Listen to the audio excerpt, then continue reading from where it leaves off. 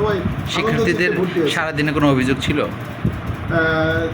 ছোটোখাটো কিছু অভিযোগ, দু একটা অভিযোগ কেউ করেছেন, কিন্তু সেই অভিযোগগুলো আর কোনো ভিত্তি নেই। যেমন কেউ বলেছেন যে কোনো প্রার্থীরা যে কোনো প্রার্থী আমাদের হল অফিসে এসে বসেছেন, কথা বলেছেন, সাংবাদিকদের সাথে ইন্টারভিউ দিয়েছেন। এই প্রকোষ্ঠের অফিস পর্যন্ত সকল প্রার্থী সবসময় আসতে পারেন এবং নির্বাচনী প্রচারণা চালাতে পারেন। সেটা 9 তারিখ পর্যন্ত প্রচারণা ছিল। আজকে যারা আসছেন তারা নির্বাচনী পরিবেশকে অবজার্ভ করার জন্য আসছেন, সেইটা সবার জন্য ছিল। এবং আমাদের পুরুষ প্রার্থী যারা ছিলেন তারা প্রকোষ্ঠের অফিস পর্যন্ত আসতে পেরেছেন, আর ফিমেল ক্যান্ডিডেট যারা ছিলেন জাকসুর ক্যান্ডিডেটে আসছেন, মূলত অন্য হলের ক্যান্ডিডেটরা তো আমাদের এখানে আসেননি। আমাদের ক্যান্ডিডেটরা তো ভিতরে আছেই।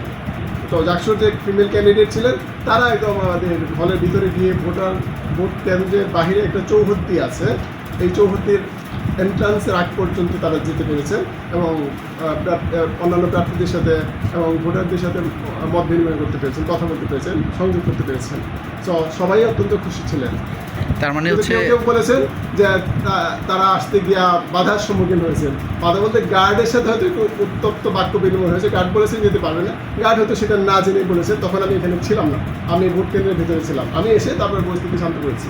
তখন একটা ভুল বোঝাবুঝি হয়েছিল গার্ডের সাথে, সেটা একটা ঘটনা, এটা ছোটো একটা ঘটনা। তার মানে জাহানারা ইমাম হলে ভোট দেওয়ার ক্ষেত্রে কোনো রকম অনিয়ম একেবারেই না। কোনো ধরনের অনিয়ম, কোনো ধরনের কারচুপি, কোনো ধরনের নিরাপত্তাহীনতা, কোনো ধরনের বা কোনো পক্ষই এ ব্যাপারে অভিযোগ দেয়নি। কোনো পক্ষই কোনো অভিযোগ দেয়নি। আপনি প্রয়োজনে আমাদের ছাত্রী যারা আছে, আমাদের প্রার্থী যারা আছে, তাদের সাথেও কথা বলতে পারেন। বাইরে গিয়ে অত্যন্ত আনন্দমুখর পরিবেশে নির্বাচন অনুষ্ঠিত হয়েছে। আমরা অত্যন্ত খুশি নির্বাচন পরিচালনা করতে গিয়ে। 33 বছর পর আমাদের প্রাণে জাকসু হচ্ছে, একটা উৎসাহ উদ্দীপনা আমাদের মধ্যে আছে। আমরা excited, really excited. So very happy thank you.